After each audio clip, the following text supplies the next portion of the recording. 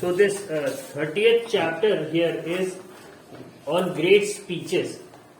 Great speeches का मतलब क्या हो गया कि ऐसे लोग जिन्होंने around the world they set something for which they are known till today.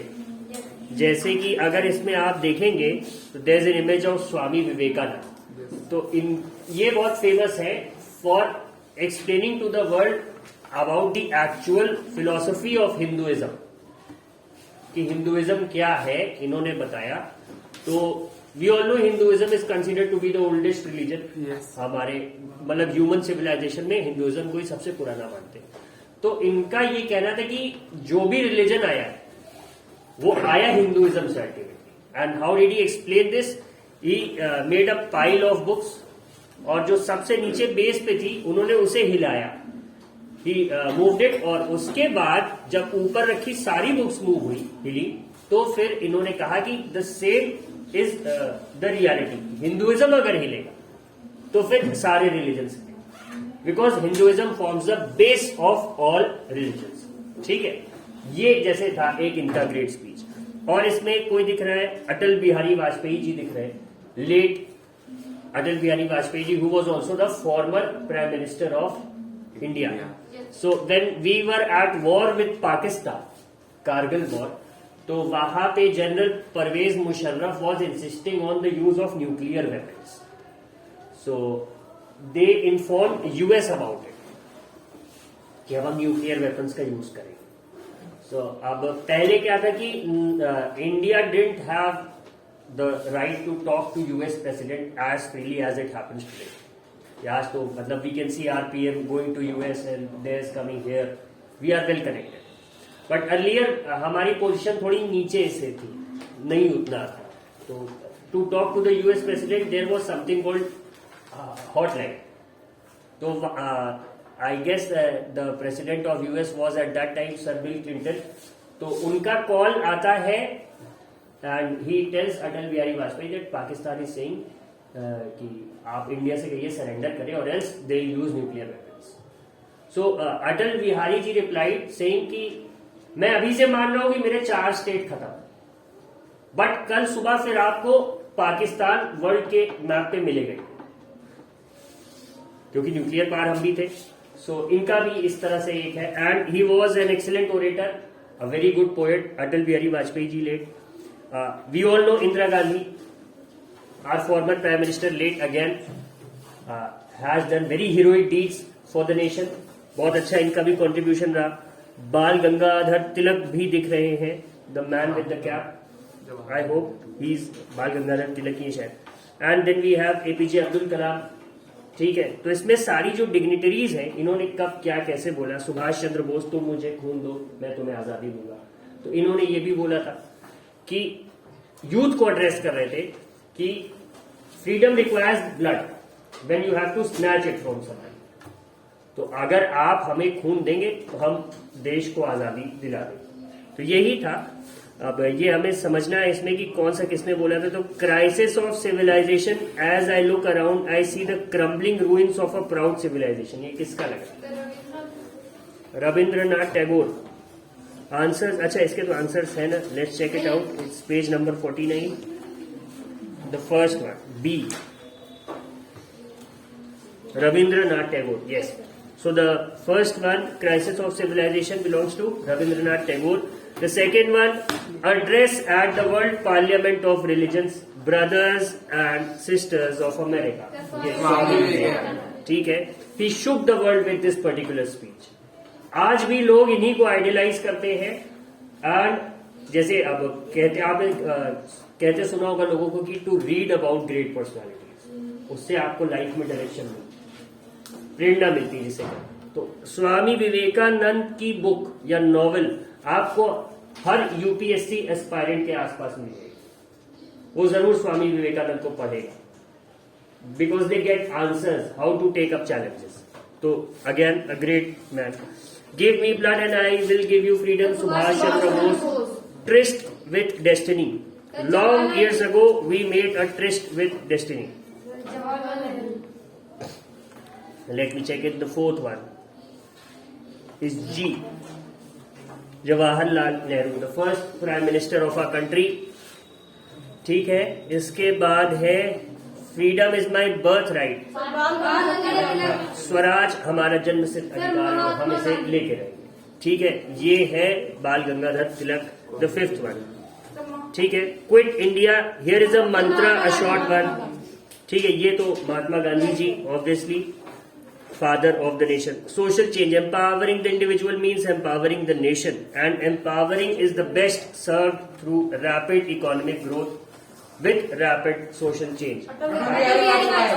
Empowering का यहाँ मतलब क्या हो गया कि अभी तक जो दूसरों के ऊपर डिपेंड कर रहा है किसी भी चीज के, suppose there is a beggar who is begging for elms on the doors of a temple, तो वो डिपेंड कर रहा है उन सब के ऊपर जो कि उस मंदिर में दर्शन करने आएंगे और उसे कुछ एल्म्स देंगे या दान देंगे, कुछ भिक्षा देंगे जिसे कहेंगे। ठीक है, तो इन्होंने कहा कि अभी वो एम्पावर्ड नहीं, ही इज डिपेंडेंट। तो इन्होंने कहा एम्पावर करिए आप सबसे पहले सिटीजन्स को। सिटीजन एम्पावर होगा तो ऑटोमेटिकली कंट्री एम्पावर्ड हो जाएगी, डिपेंडेंसी खत्म करिए। क्या वो कैसे होगा? रैपिड इकोनॉमिक ग्रोथ से, मतलब कि अगर इकोनॉमिक फ्रंट पे हमारी कंट्री ग्रो कर रही है तो बहुत अच्छा सा ऑटोमेटिक होगा। जेब में अगर सबके पैसा आ जाएगा, सब थोड़ा सेल्फ डिपेंडेंट हो जाएंगे when it comes to economics, तो अपने आप चीजें सही हो जाएगी। So as you all told, it's Atal Bihari Vajpayee. ठीक है, go kiss the world. Success to me is about vision. It is the ability to rise above the immediacy of pain. ठीक है, सुब्रोतो, फिर से पढ़ो क्या लिखा है। एट्थ का we have H, and H is, eighth का एच है, इस हिसाब से तो बाल गंगाधर तिलक हो जाएगा। सर एट का जे है। एट्थ का जे, then it's Subroto Bagchi. yes, exactly.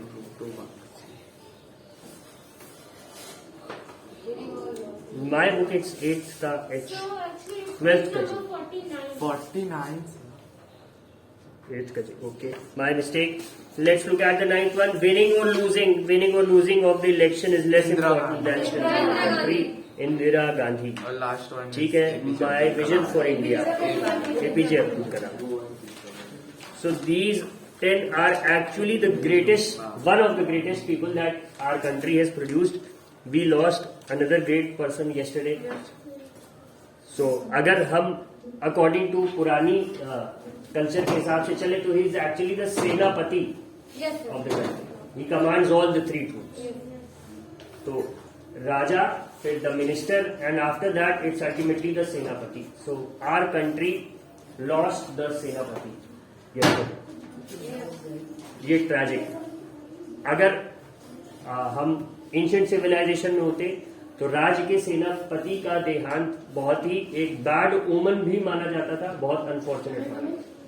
If it's a war all right, but if it's not a war तो मतलब कुछ प्रॉब्लम, इसमें फिर बहुत सारी चीजें जोड़ी जाती। खैर, प्रेजेंट में कौन है? प्रेजेंट में अभी कल से तो अभी तक मेरे पास कोई नहीं।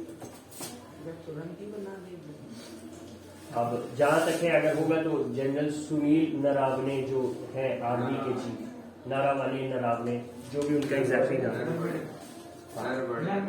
हाँ, वो महाराष्ट्रियन है, प्रोनाउंसिएशन उसका हम लोगों का दूसरा रहेगा।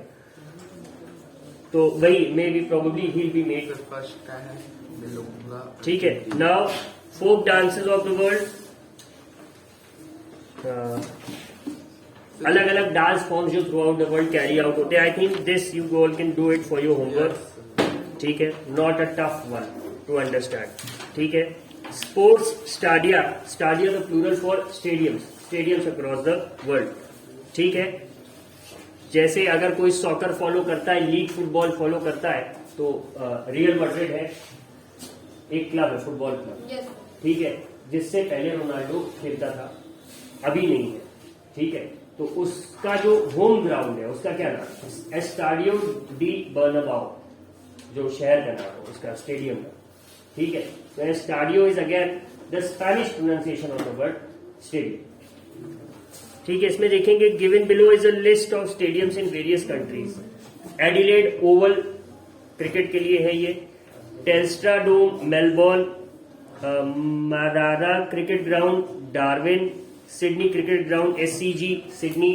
ऑस्ट्रेलिया से जब भी हम क्रिकेट का मैच खेलते हैं, there is always a match over here,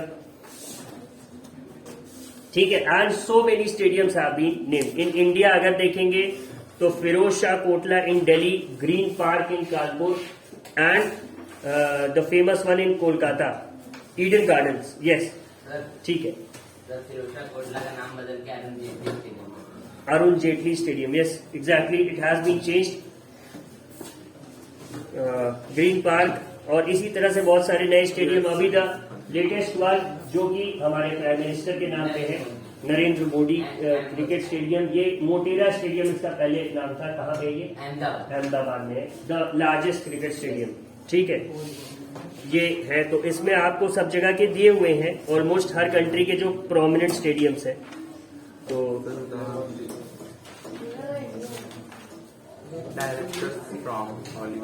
directors from Hollywood again, ये है बहुत इंटरेस्टिंग सा। Jaws, a movie on sharks, the dark night, Batman, Christopher Nolan, kill bill, इसके कई वॉल्यूम्स हैं, इनके डायरेक्टर का नाम मुझे नहीं याद आ रहा है। Movie Titanic, Steven Spielberg, New York नहीं पता। द गॉड फादर, अरे मारियो पूजो ने लिखा है, and the director of this is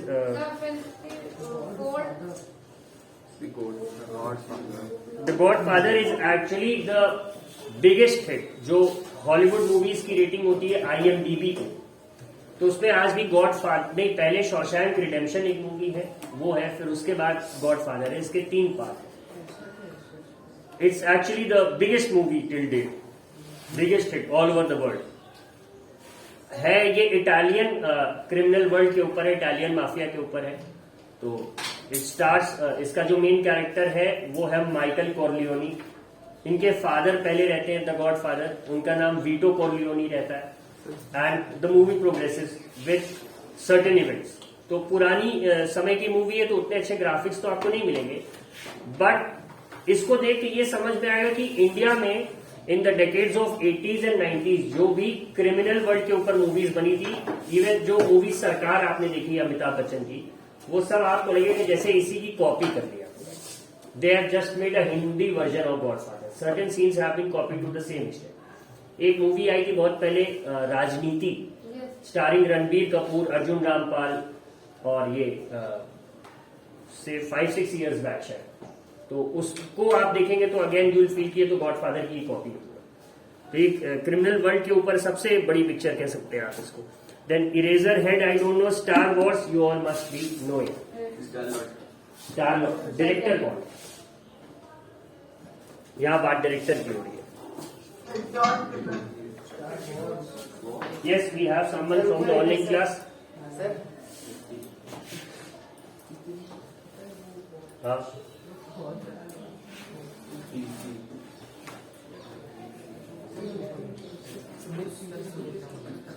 Who was answering the question?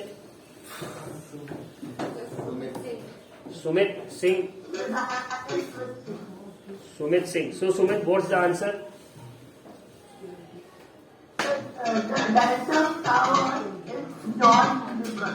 George Lucas, ठीक है, thank you Sumit. George Lucas is the answer. और अब देखें तो फर्स्ट वाली जॉर्ज के कौन है? स्टीवन स्पीलबर्ग, ठीक है।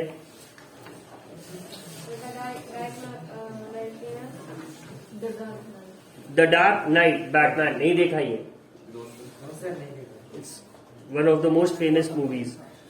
Third one, Kill Bill, is Quentin Tarantino. ये भी बहुत बड़े हॉलीवुड के डायरेक्टर है, and he has made some of the very famous movies of Hollywood. मतलब one of the greatest renowned directors of Hollywood. जैसे अगर यहाँ पे प्रकाश झा है, JP गुप्ता है, and you have Karan Johar, या फिर हाँ महेश भट्ट हो गए, या जो यशराज बैनर है, ठीक है। हाँ, तो इस तरह से ये समझ लो कि Quentin Tarantino is actually equivalent to Yashraj banner of Hollywood, one of the biggest. इसके बाद द टाइटैनिक, यस, एक मिनट।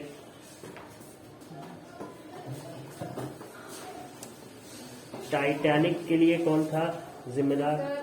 James Cameron. मैंने स्टीवन स्पीलबर्ग पहले बोल दिया था। He is also one of the biggest directors. इन्होंने अवतार मूवी भी शायद बनाई। ठीक है।